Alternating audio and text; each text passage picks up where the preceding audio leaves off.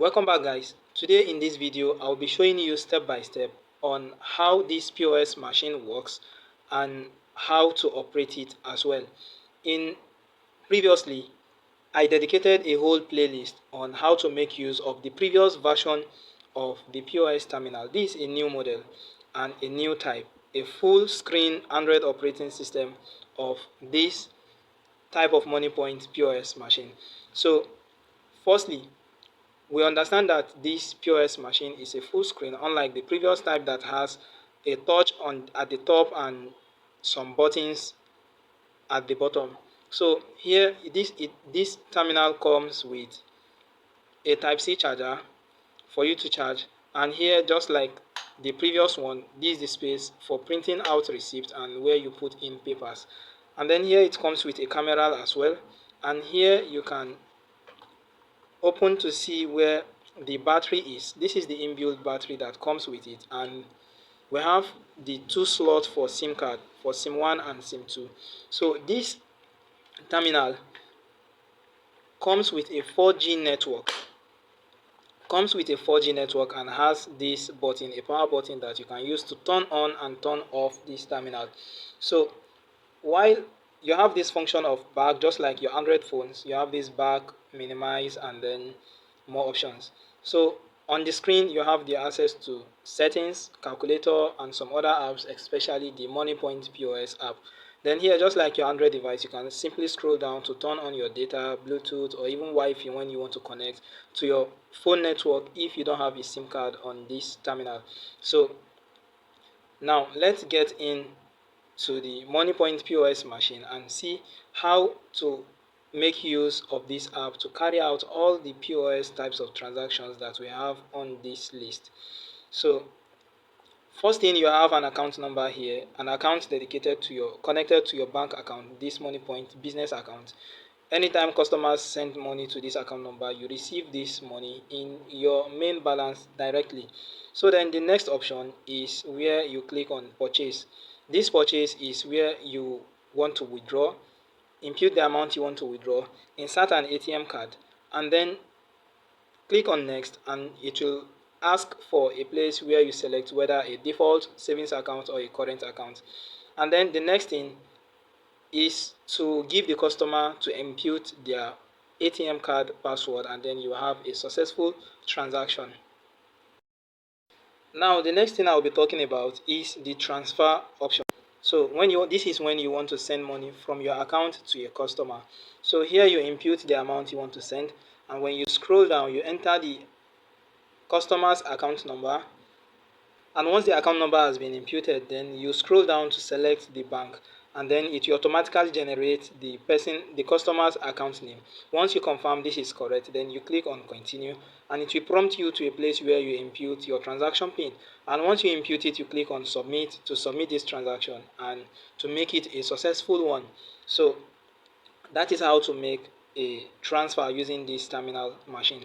Then the next thing is card transfer. This card transfer is when you want to withdraw money from a customer's ATM card and also send some part of the money to another account number. Let me illustrate that. So the first thing is to input the person's account number you want to send money to after withdrawing from an ATM card. So after inputting the number, select the bank, and it will automatically generate the person's account name to confirm. And then the next thing is to input the amount you want to debit from the customer's ATM card. Let's say I want to debit 1,000 naira, and then I will be crediting 500 naira to the person's account number I have input here. So if you have any narration, put it. If not, go ahead and click on continue. So by continuing this transaction, you need to insert an ATM card. By inserting an ATM card down here, then it means you are withdrawing 1,000 from this ATM card, and out of this 1,000, you are sending 500 naira to this account number. And then as the POS owner, you will be left with 500 naira, if possible, the change you are giving to your customer. So this is all about the card transfers. Then the next we have here is airtime purchase. Clicking here, you can input the amount of airtime you want to buy, instead of customers to buy a recharge card pin from you to load on their SIM card directly. So they may prefer to just give you the money and send the airtime to them directly. So here you input the amount of airtime they want to buy, and down below here you select the network they want to buy, and then down below here you can input the person's phone number. So after inputting the phone number, then you have the option to continue. And when you click on continue, it will prompt you to a place where you will need to enter your transaction pin. If you input the transaction pin and it is correct, and you have a successful transaction of airtime purchase to your customer. So the next thing here is to purchase data. Here is where you buy data for your customers for them to carry out internet browsing functions on their phone. So the first thing is to input the customer's phone number. So once you confirm the number is correct, then you select from the option which network it is. And once you enter the account number, it automatically detects the network it is, which is MTN. Then I can go ahead and click on proceed. So by proceeding on this transaction, then it will give you more options, the data plans you select from, the daily plan, weekly plan, or monthly plan. So as you can see the prices here, for the weekly prices, anyone you want to buy, just select the plan, and then scroll down and click on next. So while you click on next, it will bring out this summary page for you to reconfirm that you are buying a 500 MB at the rate of 500 naira to this MTN number. If you find this correct, click on enter pin and then make this transaction a successful one by imputing your correct transaction pin. So the next thing we have on the list is the pay bills option. This is when you are paying bills. What type of bills? Could be betting category, cable TV, education, electricity. So let me go for electricity, education category. This is, you can buy JAM pin, buy WAEC pin for you to register. Whatever it is, just select one and then input a customer ID, a phone number, the amount, enter a customer ID, the amount you want to purchase, and the phone number. Click on next and it will prompt you to where you enter your transaction pin. And let's say it's not a JAM pin we want to buy, let's say maybe a cable TV like DSTV, GoTV, and StarTime. Let's go for DSTV. So you select the plan from here, could be any kind of plan you want, just select, and then you input the smart card number. After imputing the smart card number, then you find the amount you have to pay here, and then you input the customer's phone number that owns this DSTV product, and then you go ahead and click on next, and it will still prompt the option to input transaction pin to make this transaction a successful one as well. So this is all about bill payment. You can also make some electricity payment here. You can also make your betting payment, electricity payment, and kind of government collections as well. So the next thing we have on the list is the POS transfer.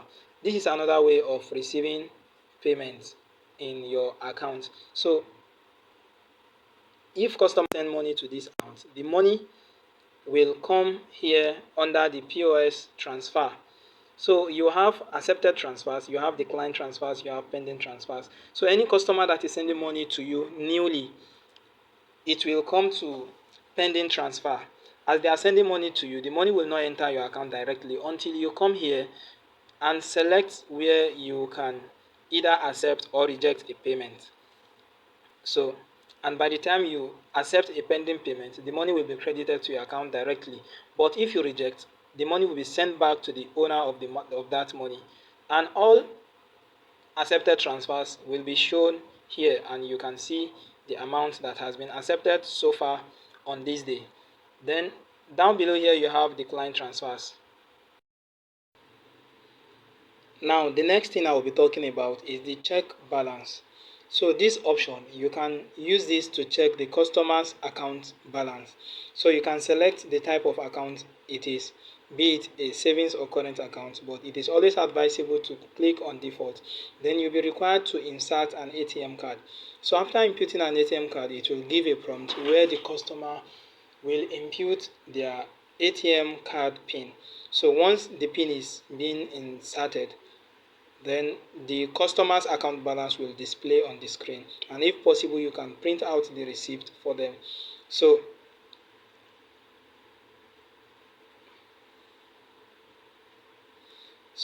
the next thing on the list I'll be talking about is the operations. So this is all for you that owns this business account. So here is to check your own personal account balance. So you have the option to check for your business account or promotion account. So this business account is the main account balance of this terminal, and this promotion account is the balance for the bonuses you are being given for carrying out transactions on this terminal. And the next thing here is the history. So this is where you see local and online history of transactions that has been carried out on this terminal.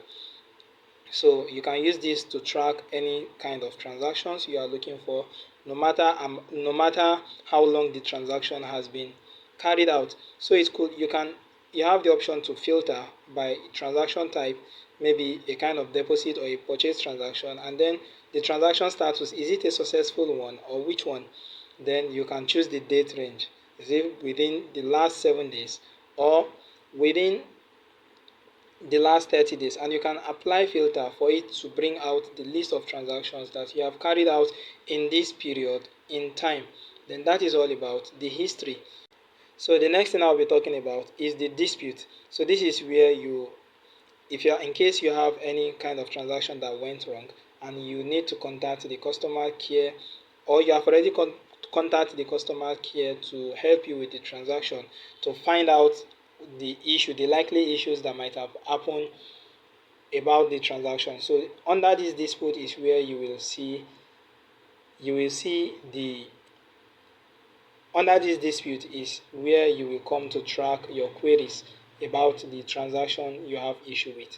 So if the transaction has been settled, you will find it here. But you are seeing nothing here because this account has no dispute at the moment. Then the next thing is to assign cards. So as a POS agent, you might be selling ATM cards as well. So instead of using your mobile app to assign cards to your customers alone, you can as well use your money point terminal to assign ATM cards to your customers as well. So here you impute the customer's account number, the person you are sending ATM card to, and then you can send this card to their account and they can receive it from their account. So the next option is to request for information. So what kind of information are you requesting for? Any kind of information you have will be appeared here, and as you can see on the screen. So the next thing on the list is this services tab. So on this service, so on this service you have admin, network, services, and terminal diagnostics.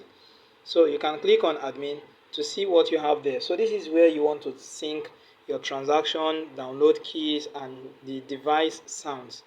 So here you can select this device sound duration, maybe a non, a medium, or a very long sound. By the time you select your choice, you click on update sound duration. And then the next thing is a sync transaction. Sync transaction. If there is any transaction that is yet to be synced, you will have the option to resync them here. Then here you have the download keys. If you want to download keys, click on OK and go ahead to download. Then the next thing here is the network. This is a very important portion of this POS transactions on this money point.